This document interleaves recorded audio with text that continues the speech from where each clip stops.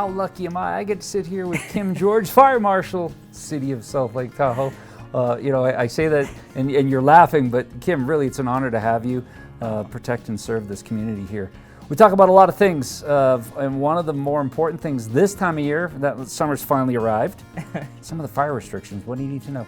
Yeah, we want to make sure that people know that the fire restrictions are in place. They're currently in place. So basically what that means is that there's no wood burning or charcoal anywhere around the lake for the rest of the season. Gas is fine. Gas fireplaces, gas fire pits are totally fine.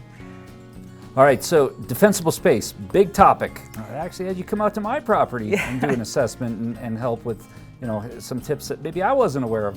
What do you need to know about defensible space when it comes to homeowners, second homeowners here in the Tahoe Basin? It's such an issue. I just heard there's a fire down in Bridgeport, so people really need to be aware that we really are in a very high hazard zone.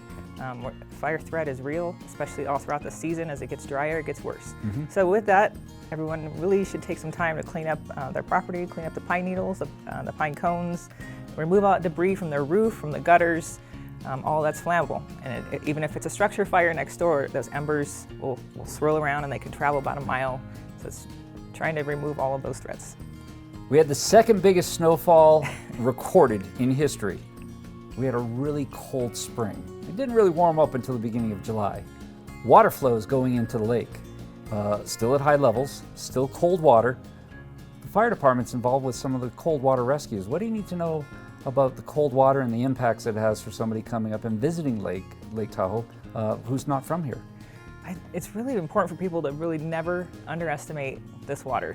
Lake Tahoe is cold, and I mean really anything under 70 degrees can cause hypothermia. And it's not even just the hypothermia that we're worried about, it's the cold water submersion issue. If you go from a very hot temperature, like just being out in the sun all day and then jumping in the lake, it's startling, it's shocking to your body. Your body can react in a negative way, and that you're either going to gasp and aspirate potentially, but not only that, your muscles just don't quite work the same. We've had so many drownings, and we really want people to be cautious. Wear a life jacket, never take their eyes off kids when they're out in the water. It's just so important. It's such a tragedy, and we'd really like to see it avoided. Been a long time since we've had this much runoff, especially this late in the year. It's amazing. Water temperatures are still cold for cold water and cold water rescues and people coming out. A lot of people don't realize how cold it is just 12 feet below the surface. If you dive down, constant 39 degrees year round. Right. It's even colder down deeper. It's really important people to really just, again, never underestimate it. A lot of times the drownings are unfortunately people that are sufficient swimmers. It's not just people that aren't accustomed to the water. So it just really, again, life jackets. We really want to make sure that people are wearing life jackets. You can come by any of our stations. We have some to give out to borrow. We talked about a lot of things: fire restrictions, defensible space, good resource website to get started, to get more information. For the defensible space, Tahoe Living with Fire is a phenomenal resource and has a ton of information.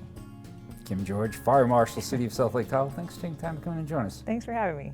All right, stay tuned. More of the Tahoe Real Estate Show coming right up.